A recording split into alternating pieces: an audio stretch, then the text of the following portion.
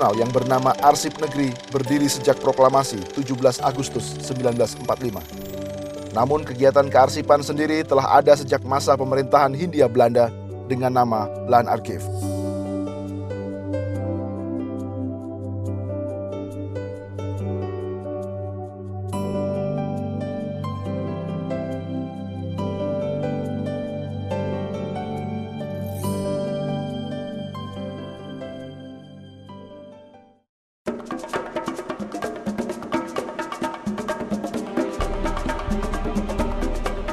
Di masa pendudukan Jepang, kegiatan kearsipan praktis terhenti. Lembaganya diberi nama Kobun Shokan. Saat agresi militer tahun 1946, Belanda mengambil alih lembaga arsip negeri dan kembali menamainya sebagai Lanarchief.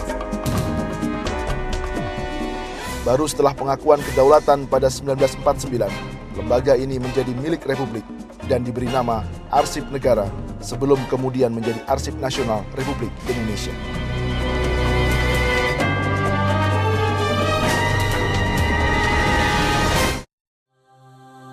Momentum penting dalam perjalanan Arsip Nasional Republik Indonesia terjadi pada tahun 1971, saat Arsip Nasional diberi mandat menertibkan penyelenggaraan arsip baik di kalangan lembaga pemerintahan, swasta, maupun perorangan, sesuai Undang-Undang Nomor 7 Tahun 71.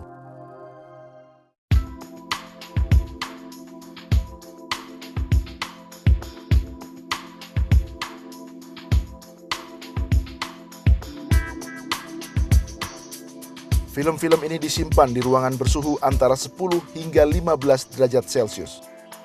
Di sini terdapat 70.000 roll film yang merekam perjalanan sejarah bangsa.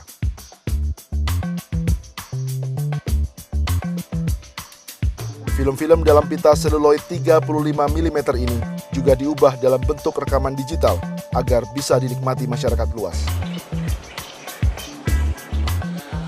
Setiap 6 bulan sekali, film-film ini harus dibersihkan dengan cairan kimia khusus yang berbahaya bila terus-menerus dihirup manusia.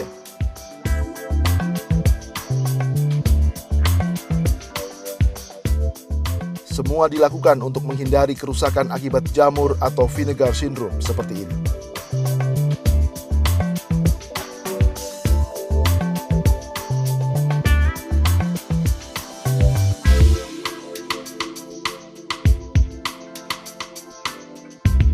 Demikian juga dengan foto-foto lama yang jumlahnya mencapai 2 juta lembar.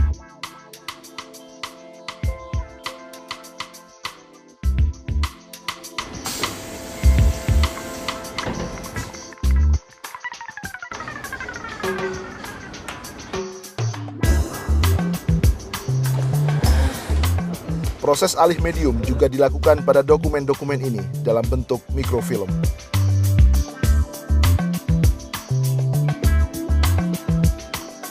Ini dilakukan agar masyarakat bisa memanfaatkan naskah ini tanpa khawatir rusak akibat terlalu sering dijamah tangan manusia. Tapi tak semua peristiwa sejarah didukung dokumentasi yang memadai. Surat Perintah 11 Maret atau Super Semar adalah salah satu mata rantai sejarah politik yang hilang. Tak kurang akal, Arsip Nasional menambal lubang sejarah itu dengan sejarah lisan melalui wawancara para pelaku sejarah. Nanti bisa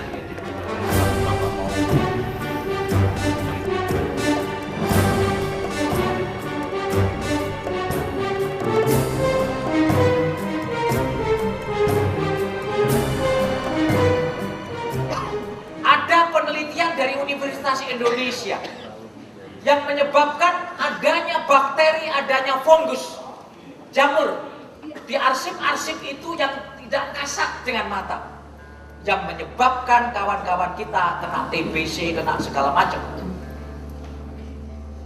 Nah, jadi oleh karena itu, saya mohon nanti pengertiannya kepada kawan-kawan yang lain.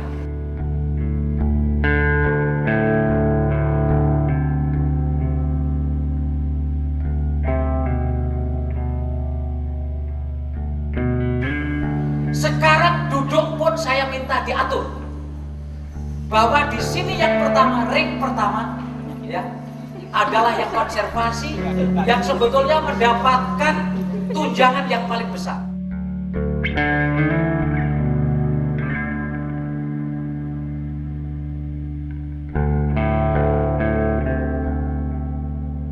membutuhkan keahlian khusus untuk mengurus pekerjaan yang tidak sederhana ini. Karena itu, ada pusat pendidikan dan pelatihan untuk menggembleng ratusan arsiparis.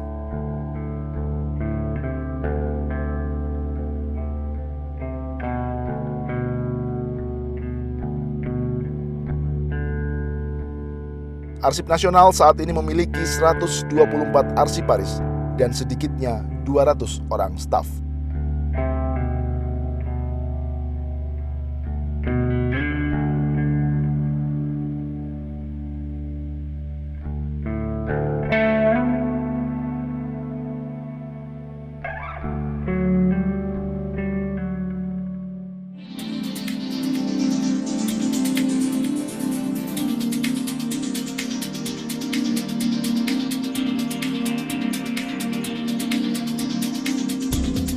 Dengan tarif terjangkau yang disetor sebagai penerimaan negara bukan pajak, Arsip Nasional melayani masyarakat yang ingin memanfaatkan arsip, mulai dari dokumen, foto, maupun film.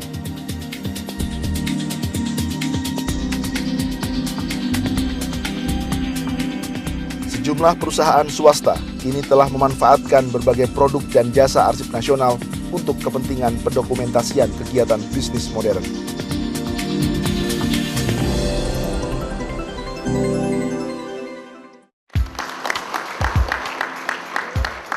Kerjasama kearsipan juga digalang di antara lembaga di dalam dan luar negeri.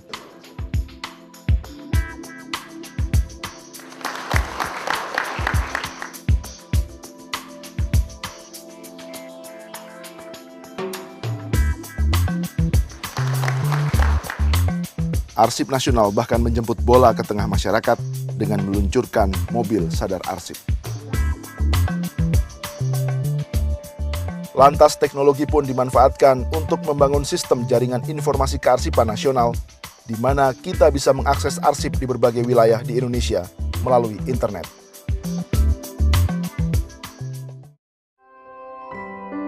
Lembaga ini jelas bukan gudang tua, tempat menyimpan aneka barang dan rekaman dari masa silam. Keberadaannya memungkinkan bangsa ini menyimpan memori kolektifnya dan menjadikannya sebagai simpul pemersatu bangsa, dari Merauke hingga Sabang. Dan peta-peta dari masa silam ini pun memberi banyak pelajaran bahwa kebinekaan di Nusantara telah menjadi modal persatuan, bukan sumber perpecahan. Kepada Arsip Nasional pula, masyarakat berharap agar sejarah bangsa ini tidak dipelintir untuk kepentingan politik dan kekuasaan, agar setiap generasi yang kita lahirkan bisa mengambil manfaat dan pelajaran. Dan disinilah tersimpan setiap detil catatan sejarahnya.